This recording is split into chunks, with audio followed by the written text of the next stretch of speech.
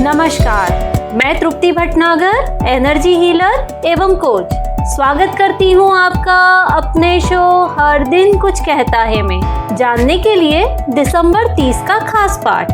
National resolution planning day यानी राष्ट्रीय संकल्प योजना दिवस 30 दिसंबर को होता है, जहां हम अगले वर्ष के लिए लक्ष्य निर्धारित करने की दिशा में आगे बढ़ सकते हैं। आपको जानकर आश्चर्य होगा कि 3 में से 1 व्यक्ति पहले महीने में ही नए साल के संकल्पों यानी रिजोल्यूशंस को छोड़ देता है और पूरे साल में केवल 10% लोग ही अपने संकल्पों को पूरा करने में सफल हो पाते हैं। हालांकि इसके कई कारण हैं, लेकिन यह आवश्यक है कि आप सफलता के बेहतर अवसर के लिए नया साल शुरू होने से पहले ही अपने संकल्प या रिजोल्यूशंस निर्धारित करें और उनके प्रति प्रतिबद्ध रहें। यह दिन 2017 में पिछले वर्ष को प्रतिबिंबित करने और भविष्य के लिए लक्ष्य निर्धारित करने और कार्य योजना बनाने के अवसर के रूप में बनाया गया था।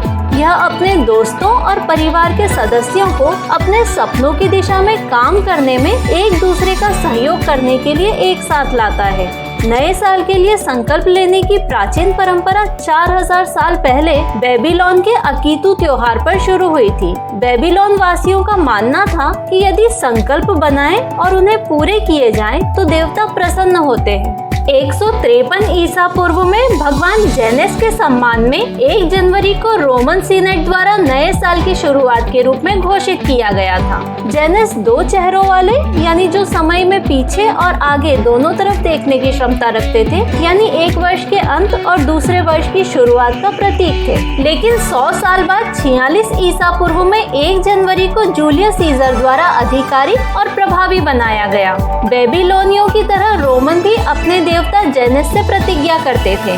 नए साल का संकल्प या न्यू ईयर रिजोल्यूशन वाक्यांश पहली बार 1813 में बोस्टन में एक अखबार में छपा था और वहीं से आधुनिक संकल्प बन गए। विशेषज्ञ के मतानुसार 1 जनवरी के आने से पहले अपने संकल्पों के बारे में सोचना शुरू करना बेहतर होता है। तो आज 30 दिसंबर को राष्ट्रीय संकल्प योजना दिवस यानी नेशनल रिजोल्यूशन प्लानिंग डे पर अपने संकल्प निर्धारित करने और भविष्य के लिए योजना बनाने के लिए तैयार हो जाइए।